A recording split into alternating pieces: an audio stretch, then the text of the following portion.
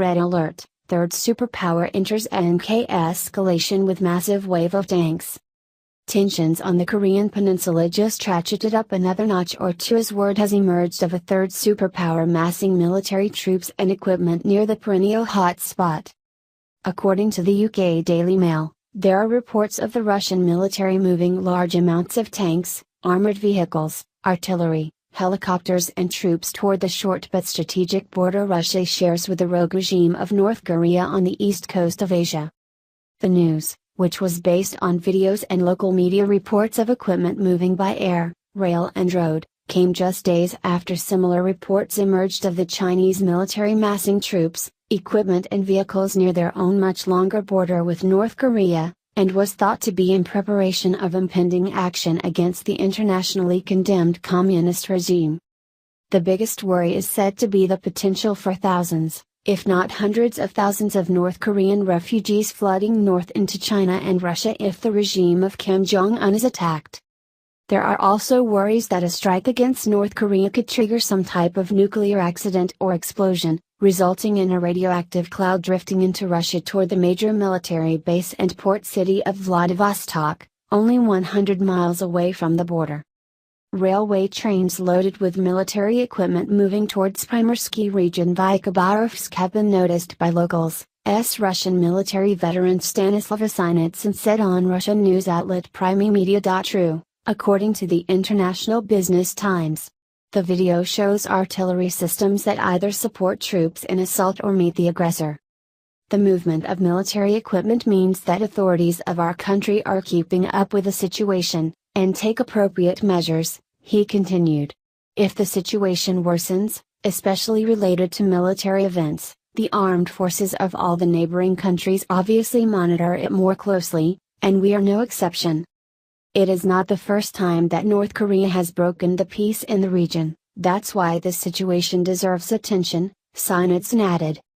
However, the Russian military declined to comment on the movement other than to say that exercises in the region had recently concluded, while Radio Free Europe Radio Liberty reported that the Kremlin would only state that troop movements inside Russia were not a public matter. Meanwhile, the United Nations Security Council finally got around to condemning the North Koreans' latest illicit missile test launch, which was in violation of several prior UN resolutions, in a surprisingly unanimous statement after both China and Russia were convinced to support the measure. Please share this on Facebook and Twitter to help spread the word that it now appears Russia has joined in on preparing for action against North Korea. What do you think of the reports of Russian military moving toward the border with North Korea? Scroll down to comment below. Finally, Trump just picked up his phone and did the one thing Obama never could. President Trump just proved to the world why he's already a 10 times better president than Obama ever was.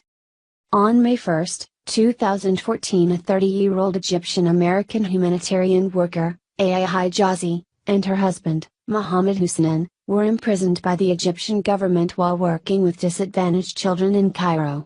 Obama attempted to negotiate their release for 2 years, but being the terrible president he was, he failed. Lucky for them, President Trump came to the rescue. Using his superior negotiating skills, Trump was able to do in 3 weeks what Obama failed to do in 2 years. Trump personally negotiated their release back to America. They're coming home and they thank Trump saving their lives. We're very grateful that President Trump personally engaged with the issue. Working closely with the Trump administration was very important for my family at this critical time. It let us be reunited as a family. We're so grateful. What an amazing story.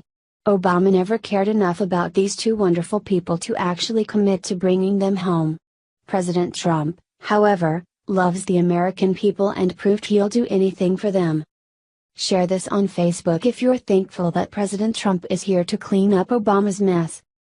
Hijazi and Hussein landed at Andrews Air Force Base outside of D.C. around 10 p.m. on Thursday. The couple is scheduled to visit Trump at the White House today in what should be an afternoon filled with praise and joy. Trump's a hero. What he just secretly did for American arrested in Egypt will make you cheer. Donald Trump is a real American hero. He is so kind that he doesn't even need to let the world know. Just check out the amazing thing he did for this American charity worker who was arrested in Egypt. Sohail Hijazi, an Egyptian-American charity worker, has been in jail in Egypt for the past 3 years for human trafficking. She didn't even do it. Well, you can bet that bothered President Trump. She is an American after all. So, during his private meeting with Egyptian President al-Sisi, Trump secretly made a deal to get her back. Last night Hijazi has freed thanks to the efforts of President Trump. She, along with 7 others, was finally acquitted of all of their charges. Hijazi has since been flown privately back to the Joint Base Andrews in Washington, D.C. She then returned to her family. Hijazi founded Belady, which works to help care for street children and get them off the street. Now she can finally get back to her good work of helping others thanks to our wonderful president. Hey, Donald Trump may not have bragged about it, but I see no reason why we can't. If you are proud, then show it by sharing this out. Also leave a prayer for Trump, his family, and Hijazi. Amen. Amen. America in shock. Trump's State Department makes major Hillary Clinton announcement. At the point when Donald Trump crushed Hillary Clinton in the presidential battle, a lot of Americans was anticipating from him to begin a total examination of her private email server for the span of her time as Secretary of State. Unfortunately, it appears as if that won't be completed at last. The Washington Examiner expressed that even with Trump in office, State Department legal counselors demand that they have no goal of chasing for in the past uncovered Clinton messages. All through a hearing on Monday at the U.S. Area Court for the District of Columbia, the State Department revealed that it will continue with endeavors to get conservative watchdog Aggregate Judicial Watch's case attempting to compel them to find Clinton's messages. The watchdog mass still means on utilizing a little piece of the Federal Records Act to weight the State Department into finding the messages. Legal Watch President Tom Fitton was truly certain about his association's failure with respect to Trump's absence of inspiration to assess the claims. What's unusual is that Trump's administration is carrying on with the legal strategy of Obama's administrations to defend Hillary Clinton's email practices, Fitton stated after the hearing. This is a case of the deep state still operating things, with all due respect. The following hearing, for this situation, is set to be hung on April 21st. What do you think about this? Do not hesitate and write your thoughts in the comments section below.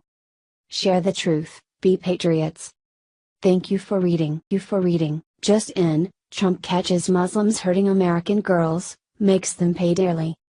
President Trump is finally cracking down on one of the most horrific cultural practices being imported by Muslims into this country. Thank goodness.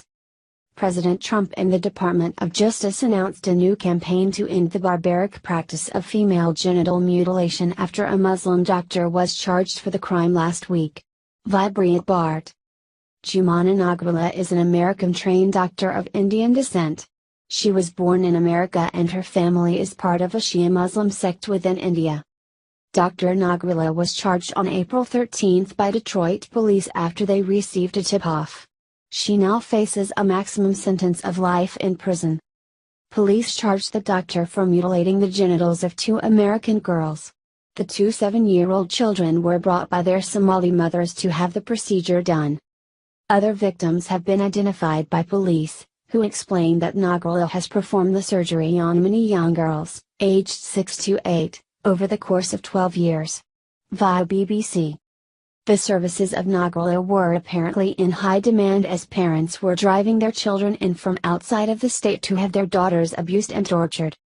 This is the first case of systematic female genital mutilation committed by an American on fellow Americans since a law banning the practice was introduced in 1996. Yet, the media remains silent. The Media Research Center, working alongside the anti-terror group Act for America, detailed just how the media has abdicated their duty to inform the public of these crimes. The groups claim those in the media are guilty of aiding and abetting violence against women out of a politically correct-fueled fear of offending Muslims.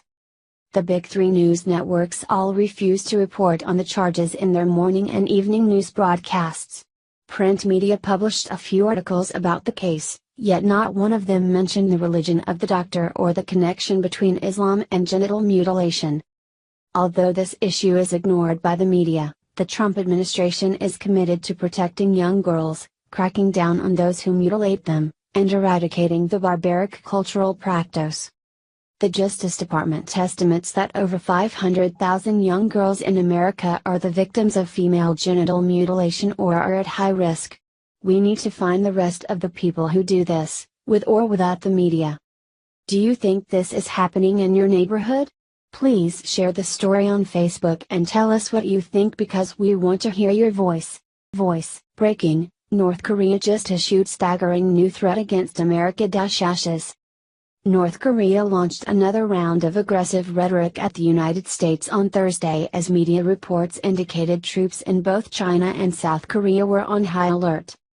As a major military anniversary approached Tuesday, North Korea's state-run Rodong Sinmun newspaper hurled a threat at the United States. In the case of our super mighty preemptive strike being launched, it will completely and immediately wipe out not only U.S. imperialist invasion forces in South Korea and its surrounding areas but the U.S. mainland and reduce them to ashes, read the newspaper. South Korea said it was bracing for possible provocations as North Korea prepares to celebrate the 85th anniversary of the foundation of its Korean People's Army on Tuesday. It is a situation where a lot of exercise equipment is amassed in North Korea and also a lot of strategic assets are situated on the Korean peninsula because of the South Korea-US military drills, said South Korean Unification Ministry spokesman Lee Duk-hang.